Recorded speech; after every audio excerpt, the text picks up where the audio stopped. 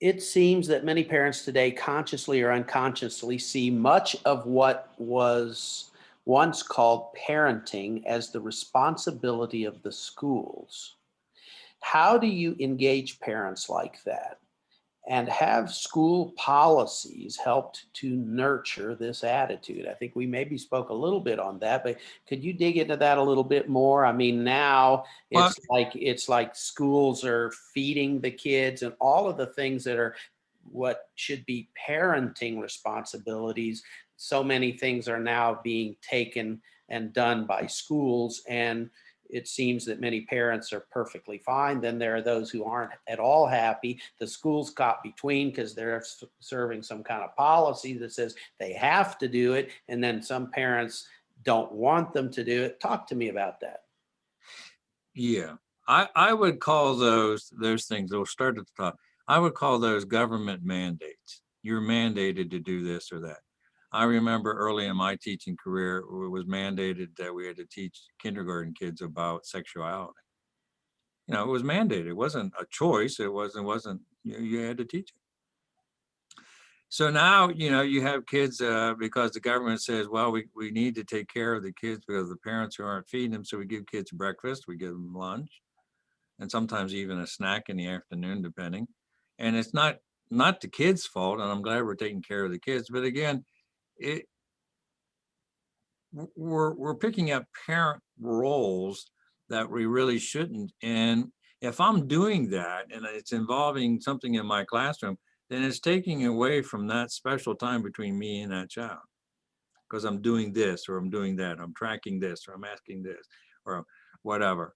And I don't want to get into that. You know more about that than I do, but from the state perspective, there are a lot of mandates. If they were pulled away, it would be so much helpful, and also economically to an advantage.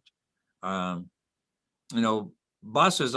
When you have a big district, you have to have buses. There's no questions about it. But that's always probably one of the nastiest positions in a school district is the director of transportation, particularly when you get in fights with parents about, I want my child picked up at the door. I pay taxes, and you get into a lot of those kinds of hassles, with developments and that kind of thing. But yeah, we're taking away parent accountability. Now I want the kids brought home at night too. So if they are in an activity, I want a special bus that will bring those kids home.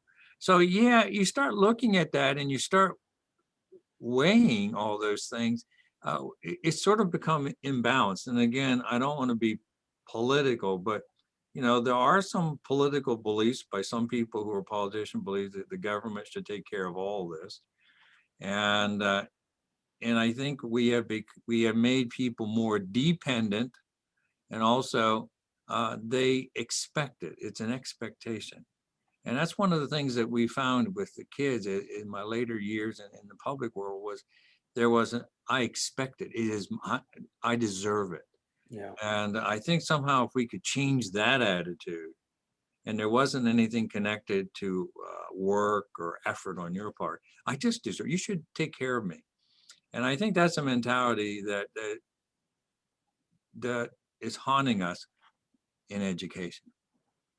So what I'm hearing you say is the school is taking on roles that it should not have to take on, either because of mandates or because of delinquency. Yes, I would say yes. Um, you know, one of the greatest possibility, like kids who don't come to school, you know, finding the parents is the best way of doing. Because if you affect the parents, they'll make the kids accountable. It's all again about holding people, and I don't think we hold parents accountable enough. Yeah, we even had a thought in our school district at one time that we would require parent conferences. Require it. So if you had a child on, you have to come. We'll schedule it at your convenience, but you have to come. We never quite was able to push that over the political, board level. But think about that. Uh, as a parent, what do you have to do?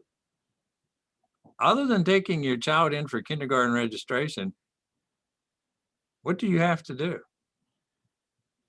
There's not much that, and so you really at the get go, really have no connection to the school.